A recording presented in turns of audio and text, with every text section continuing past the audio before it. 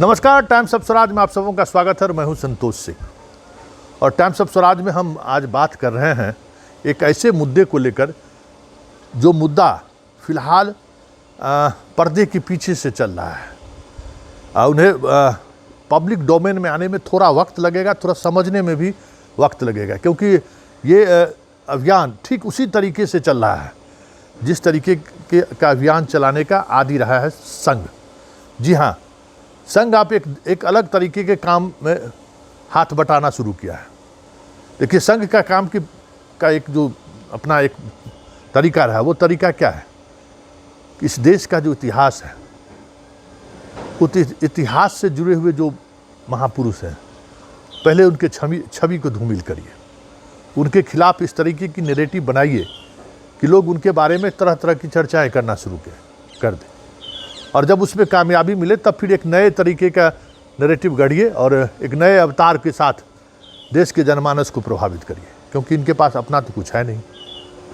तो अब बात गांधी, नेहरू, ये सब चीज़ तो चलता ही आ रहा था।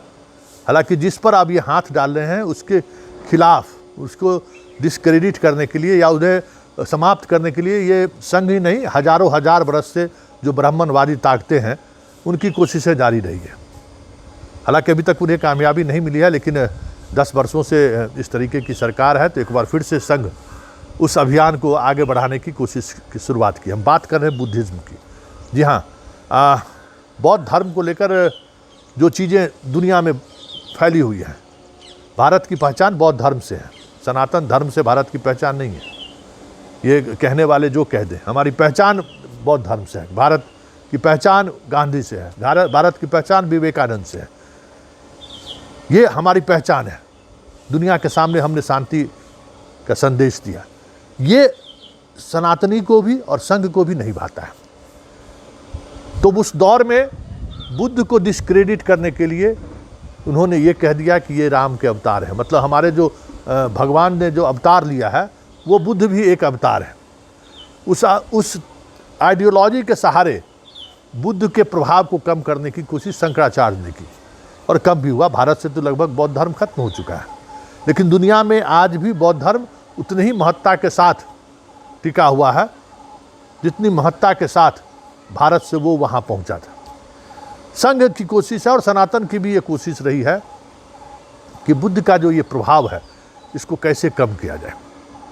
बुद्ध के जो उपासना की जो पद्धति है उसको कैसे कहा जाए कि ये सही नहीं है, इसकी बड़ी कोशिश हुई है। और अब इस कोशिश को नए सिरे से संघ ने फिर से शुरुआत किया है।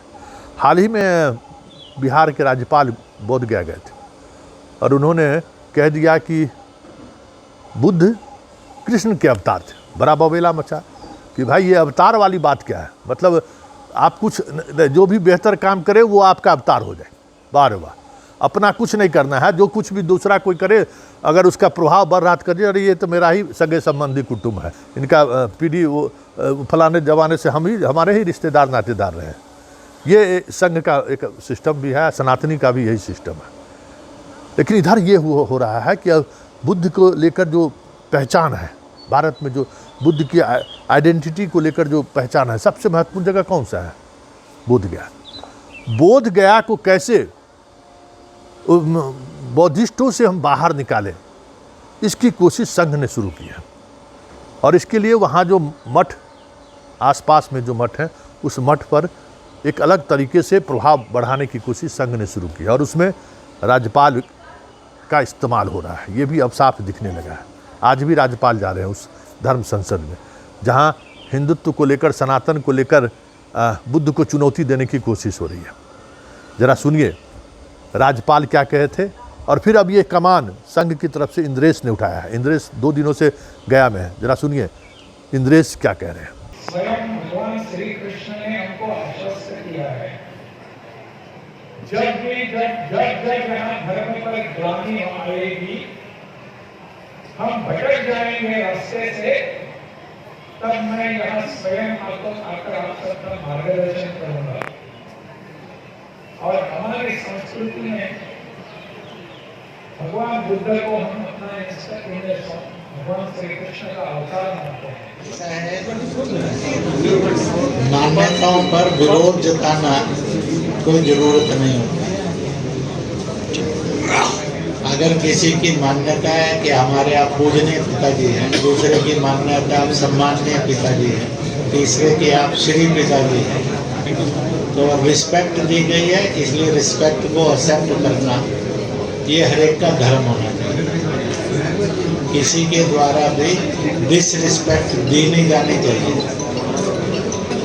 तो अगर इस तरह की इनटॉलरेंसी रिलीजन टू रिलीजन हो गई, पर्सन टू पर्सन हो गई, यह भारतीय संविधान का विरोध है। इसलिए अगर एक ने कहा कि हम तो ऐसा उनको मानते हैं, तो उन्होंने कोई बुराई नहीं की है, उन्होंने कोई निंदा नहीं की है, बल्कि एक एस्पेक्ट बताया कि जो कृष्ण को मानने वाले हैं वो भी तथागत बुद्ध को माने। It is his greatness. Hinduism और बुद्धि धर्म को लेकर के यहाँ पर समन्वय व स्थापना करने की बात की जा रही थी। आपके तरफ से इस कड़ी में क्या राय दिया जाएगा? ऐसा है कि हमने कहा कि हिंदुत्व है भारत में मूलतः और सनातन है, तभी ये सब धर्म यहाँ आ सकते और दुनिया के धर्म भी यहाँ आए। इसलिए हिंदुत्व एंटी टू रिलीजन था, ना है, ना होगा। Which respect all, which accept all, ये उसकी विशेषता है। और इसी के साथ साथ मैं ये भी बहुत साफ शब्दों में हमने कहा है कि गया और बौद्ध गया का ये संदेश होना चाहिए कि हर हालत में between the caste, between the religions, between the parties एक कोऑपरेशन और कोऑर्डिनेशन होना चाहिए।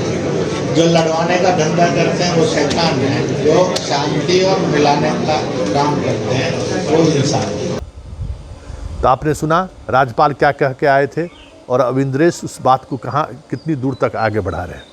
मतलब आज भी इनकी कोशिश यही हो रही है कि हमारे जो पुरखे रहे हैं, जिन्होंने अपनी एक अलग पहचान स्थापित की, जिसके सहारे आज देश और दुनिया में भारत की पहचान है, उसको हम कैसे ख़त्म करें। तो बुद्ध भी एक उसी कड़ी में है, गांधी भी उसी कड़ी में है, नेहरू भी उसी कड़ी में है कि सबको डिस्क्रेडिट कर दिया। अरे ये सब कोई काम का आदमी है। तो बुद्ध को ख़त्म करने की जो सनातनी कोशिश थी, अब इसको एक प्रशासनिक कोशिश के तरीके से भारत सरकार, धार्मिक न्यास बोर्ड या बाकी जो इस तरीके के संगठन हैं, उनके सहारे बोध गया को एक अलग शक्ल देने की तैयारी शुरू हुई है, जिसमें जो बुद्ध से जुड़े हुए जो परंपरा रही हैं उनको हम कैसे निष्प्रभावी कर सकते हैं, या फिर दुनिया से जो लोग आते हैं बुद्ध का दर्शन करने के लिए, उसको हम कैसे सनातनी के तरफ, या ये हम कह दें कि अरे ये बुद्ध तो हमारे ही अपने कुटुंब हैं, हमारे ही अपने बिरादरी के लोग हैं, उसको कैसे हम आगे बढ़ाएं और उनके उस परंपरा को कैसे निष्प्रभावी करें, इसकी कोशिश संघ ने शुरू की है। देखिए आगे आगे होता है क्या, लेकिन चीज़ों को समझिए कि संघ किस तरीके से हमारी उन परंपराओं पर चोट पहुंचा रही है जिस वजह से हमारी आपकी पहचान है।